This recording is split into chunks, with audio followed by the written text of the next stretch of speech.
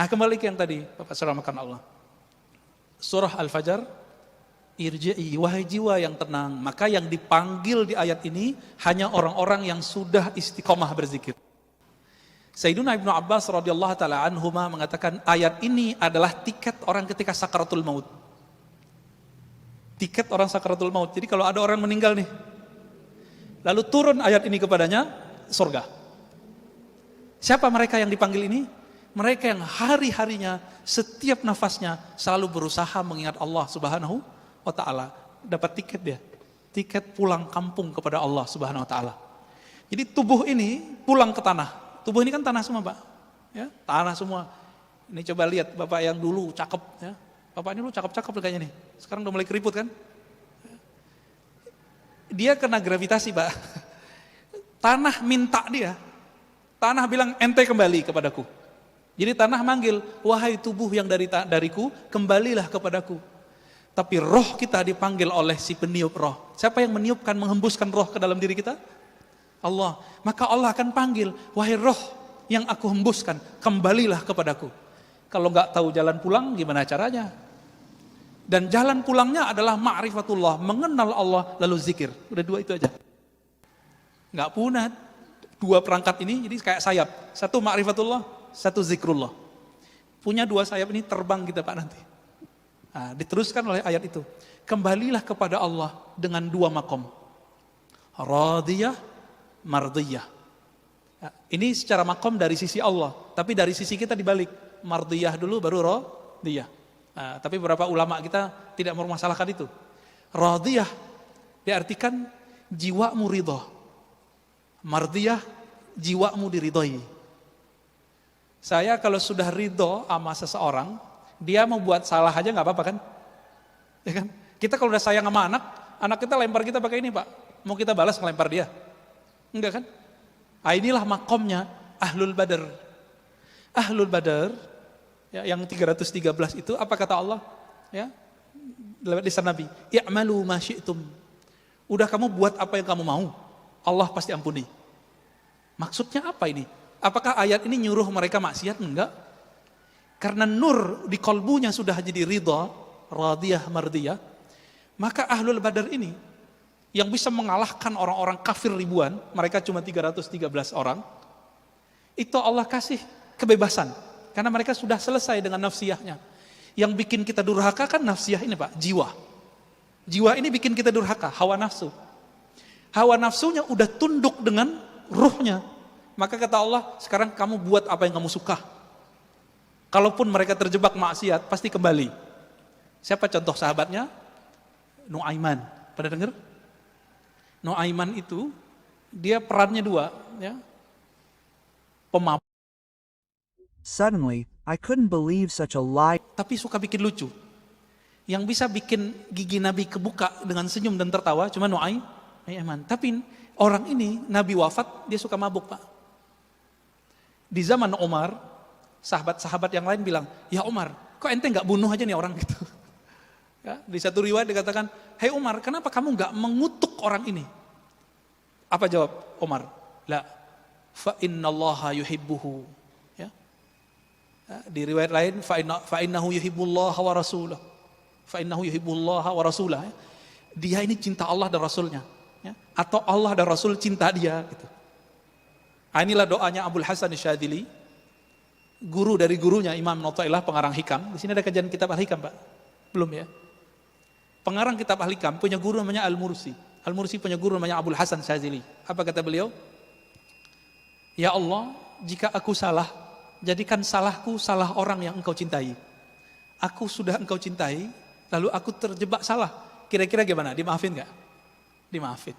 Nah, itu maksudnya. Ya. Ini makom radiyah mardiyah. Radiyah mardiyah. Dia ridha kepada Allah. Lalu bagaimana caranya supaya kita jadi ridha? Caranya tadi yang kita sebutkan Pak. Kenallah Allah, lalu zikrullah.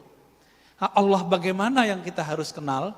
Nah, untuk ridha kepada Allah, maka harus kenal dengan dua sifat Allah. Kudrah, iradah. Masih ingat? Ya. Kudrah, apa arti kudrah? Kekuasaan. Iradah, kehendak. Nah, coba lihat Pak. Allah itu berkuasa melakukan apa saja dan berkeinginan sesukanya. Bahkan Allah itu beriradah, berkehendak buat orang mukmin, buat orang kafir. Jadi kafir mukmin itu kehendak Allah, tapi Allah belum tentu ridho kepada orang yang kafir. Saya mau tanya nih, adakah di dunia sesuatu terjadi tanpa izin Allah? Ya ada. Berarti orang maksiat izin Allah enggak? Izin Allah enggak? Serius? Yakin enggak Pak? Namrud itu izin Allah atau bukan? Fir'aun? Enggak ya? Kalau bukan izin Allah, izin siapa dong? Ya? Emang ada Allah selain Allah? Ada Tuhan selain Allah? Enggak kan? Karena tiada Tuhan yang mencipta, yang berkehendak kecuali kehendak Allah. Maka ahlu sunnah wal jamaah mengatakan tidak semua yang Allah kehendaki itu diridhoinya. Itu sebabnya doanya ahli zikir waridhaka matlubi. Ya Allah, yang kami cari ridhamu. Kalau di doa yang sering kita baca, Allahumma inna nas'alu ridhaka wal jannah. Kami meminta ridhamu dan surga. Enak juga ya, minta ridho sama surga. Nah, dalam hal ini Bapak Saudara makan Allah, kalau kita sudah ngelihat nih keadaan begini, maka di banyak tempat saya nanya, COVID ini kehendak Allah atau bukan? Kehendak Allah atau bukan? Atau kehendak Dajjal? Kehendak Allah. Udah ridho belum kita sama kehendak Allah? Gitu Pak. Banyak sekarang teman kita, mungkin keluarga Bapak Ibu di PHK. Ada yang usahanya stop, ada yang bangkrut, ada yang nggak bisa bangkit. Ridho nggak? Itu masalahnya. Ya. Selama ini hidup enak, sukses, bisa nabung, masa cuma dengan setahun ini terus kemudian mengatakan Allah tidak adil? Ya, berarti pikiran dia nggak adil. Ya. Ini contoh nih Pak, ada orang buat baik sama kita, atau kita buat baik. Saya buat baik ke Bapak deh, 20 tahun. Tahun ke-21 saya nggak bisa buat baik. Kemampuan saya berkurang. Bapak mau bilang apa? Bilang terima kasih atau bilang kamu benar-benar jahat, kamu pelit, gitu nggak? Yang mana Pak? Terima kasih udah bantu selama ini, gitu kan seharusnya. Nah, dari awal kita lahir sampai sekarang lebih banyak enak atau enggak? Lebih banyak enak. Syukur nggak? Syukur. Ah, sekarang dikasih COVID, ridho nggak? Ridho. Mudah Pak dilafazkan. Ah, ini makrifatnya begitu, ngasih makrifatnya begitu. Tinggal nanti dizikirkan. Apa zikir supaya dapat ridho, menjadi hamba yang ridho? Ternyata zikir-zikir yang kita sudah hafal dari kecil itu makomnya tinggi kalau dimaknai. Tapi kalau nggak dimaknai ya sama kayak burung beo. Burung beo baca la ilaha illallah dapat pahala nggak? Handphone kita baca Quran 1 juz masuk surga nggak Pak? Enggak ya? Diputar tuh di YouTube la ilaha illallah 70.000 kali. Muter Pak dia 70.000 kali. Apakah dengan begitu YouTube masuk surga? Kan enggak. Terus apa yang membedakan bacaan kita dengan handphone dengan burung beo? Hanya satu. Burung beo membaca meniru. Sedangkan manusia, apakah dia baca meniru atau baca dengan ma'rifat? Dengan memahami dengan baik. Apa yang sering dibaca?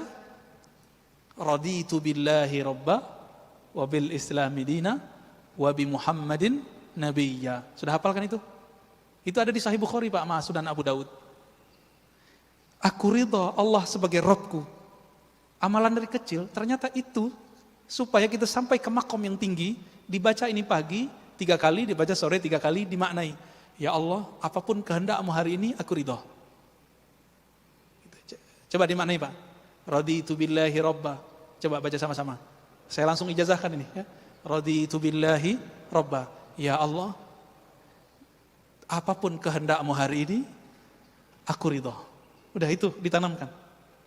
Islam dinku, agamaku, Nabi Muhammad nabiku. Ini boleh disebut syahadat jiwa.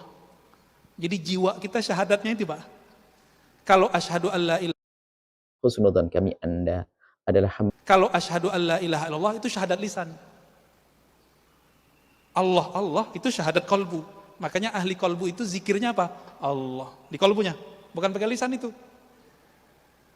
Jadi kalau Bapak ngelihat ada orang zikir Allah dengan kolbu, itu syahadatnya kolbu. Kenapa? Ala bidzikrillah tatmainnul qulub. Hanya dengan zikrillah. Coba terjemahkan secara harfiah. Zikri menyebut Allah, menyebut nama Allah. Perintahnya jelas. Surat At-Taghabun, surat Al-Muzammil ya. Wazkurisma rabbik. Sebutlah nama Rabbmu. Siapa nama Rabb kita? Siapa Pak nama Tuhan kita? Allah. Nah, udah diamalin belum zikir ini? Ini zikir diturunkan perintahnya surat kedua setelah Iqra. Ini kan ulama ahli tafsir berbeda pendapat. Surat kedua itu Al-Muddathir atau Al-Muzammil. Menurut saya berdasarkan penelitian kita lebih kuat Al-Muzammil. Ya, walaupun nanti ada riwayat lain yang menyebutkan Al-Muddathir. Di ayat ke-8 Allah berfirman di Al-Muzammil, ya, wazkurisma rabbik. Sebutlah nama Rabbmu. Siapa nama Rabbmu tadi? Allah. Nah, maka ini ada talqinnya Pak. Memindahkan nama Allah dari lisan masuk ke kolbu. Itu tekniknya disebut dengan teknik talqin. Apa arti talqin? Bimbingan zikir dari lisan masuk ke dalam kolbu. Kenapa ini penting? Suatu kali Nabi bersabda, Innallaha harrama 'alan nar. Ya, sesungguhnya neraka Allah haramkan terhadap orang-orang yang membaca la ilaha illallah min qalbihi aw nafsihi, dari dalam kolbunya atau jiwanya. Gitu. Maka kalau kita nggak dapat zikir kolbu ini, saya khawatir Bapak meninggal. Ya begitu-gitu aja ntar. Ya. Islam imannya bagus. Ya orang soleh lah. Tapi nanti nggak puas Pak. Di alam barzakh itu nggak puas. Ini jangan dikira nanti Bapak di alam barzakh itu langsung tidur, enggak. Di alam barzakh pun masih nengok-nengok. Gimana ya supaya saya makomnya tambah tinggi. Ini dalilnya ada. Coba buka misalnya kisah Isra Mi'raj Nabi Muhammad sallallahu alaihi wasallam.